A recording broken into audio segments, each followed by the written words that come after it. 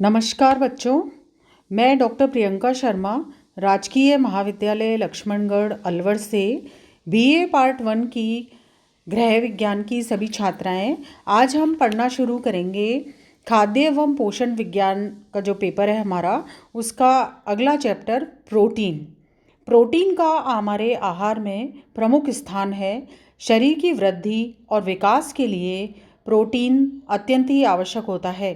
शरीर में विभिन्न क्रियाकलापों के दौरान विभिन्न कोशिकाओं एवं तंतुओं की निरंतर टूट फूट होती रहती है, जिसकी मरम्मत प्रोटीन ही करता है। प्रोटीन ही हमारे शरीर की आधारशिला है। ये ग्रीक भाषा का शब्द है जिसको प्रोटियोस से ये बना होता है, जिसका अर्थ होता है प्रथम स्थान ग्रहण करने वाला। इसकी खोज 1838 में मूल्डर नाम के रसायन शास्त्री ने की थी। प्रोटीन शरीर में उपस्थित सभी तत्वों में से एक तत्व है। प्रोटीन हमारे अगर शरीर की रचना की दृष्टि से देखा जाए तो पता चलता है शरीर के शुष्क वजन का आधा भाग प्रोटीन का ही होता है। प्रोटीन एक कार्बनिक यौगिक है जिसमें कार्बन, हाइड्रोजन, ऑक्सीजन और नाइट्रोजन पाए जाते हैं। प्रोटीन का जो वर्गीकरण है उसको 3 आधारों पे किया जाता है। एक तो गुणवत्ता के आधार पे, भौतिक गुण और घुलनशीलता के आधार पर, और प्राप्ति साधन के आधार पर। सबसे पहले है गुणवत्ता के आधार पर प्रोटीन को 3 भागों में बांटा जाता है। उत्तम प्रोटीन या पूर्ण प्रोटीन, दूसरे होते हैं मध्यम या आंशिक पूर्ण प्रोटीन, और तीसरे होते हैं निकृष्ट या अपूर्ण प्रोटीन। उत्तम प्रोटीन से तात्पर्य है ऐसे प्रोटीन जिनमें सभी आवश्यक अमीनो अम्ल पर्याप्त मात्रा में उपस्थित होते हैं, वो उत्तम प्रोटीन होते हैं। ये हमारी शरीर की वृद्धि और विकास के लिए और निर्माणात्मक कार्यों के लिए आवश्यक होते हैं।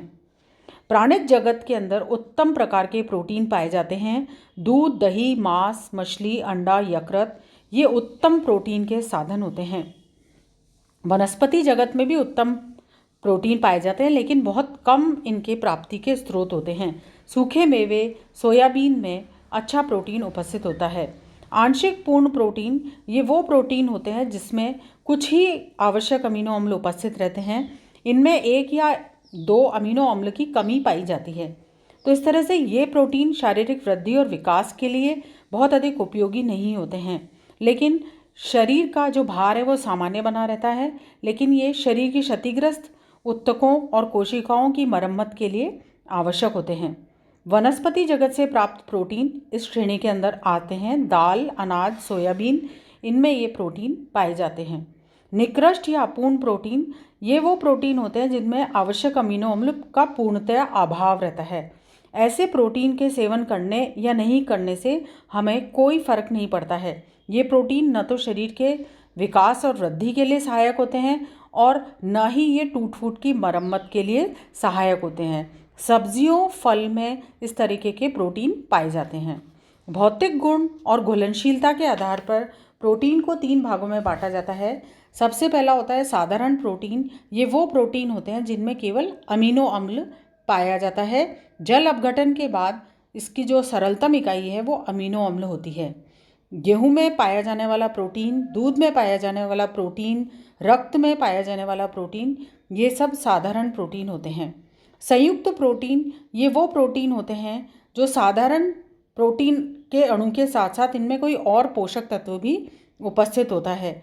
इसके यानी कि साधारण प्रोटीन कोई पोषक तत्व, उससे बनता है संयुक्त प्रोटीन। जैसे ग्लाइकोप्रोटीन, इसमें साधारण प्रोटीन के साथ कार्बोज जुड़ जाता है तो ये ग्लाइकोप्रोटीन हो जाता है। न्यूक्लियोप्रोटीन, इसमें साधारण प्रोटीन के साथ न्यूक्लिक अम्ल जुड़ जाता है। लाइपोप्रोटीन, इसमें साधारण प्रोटीन के साथ लिपिड जुड़ जाता है।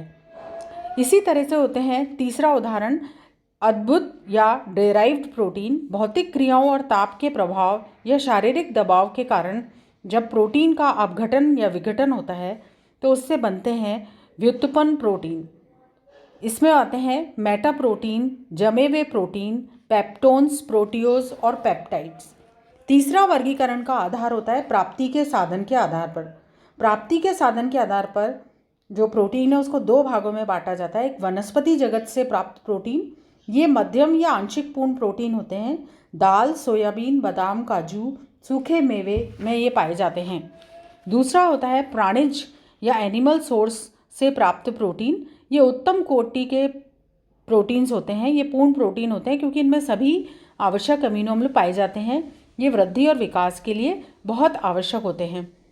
दूध, दही, खोया, पनीर, अंडा, मांस, मछली, यकृत, छाछ, इन सब के अंदर ये प्रोटीन पाए जाते हैं। अंडे में से जो प्राप्त प्रोटीन है ये सबसे सर्वोत्तम प्रोटीन्स की श्रेणी में आता है क्योंकि इसमें सभी आवश्यक अमीनो अम्ल पर्याप्त मात्रा में उपस्थित होते हैं। तो ये था प्रोटीन का विभिन्न आधारों पर वर्गीकरण। धन्यवाद।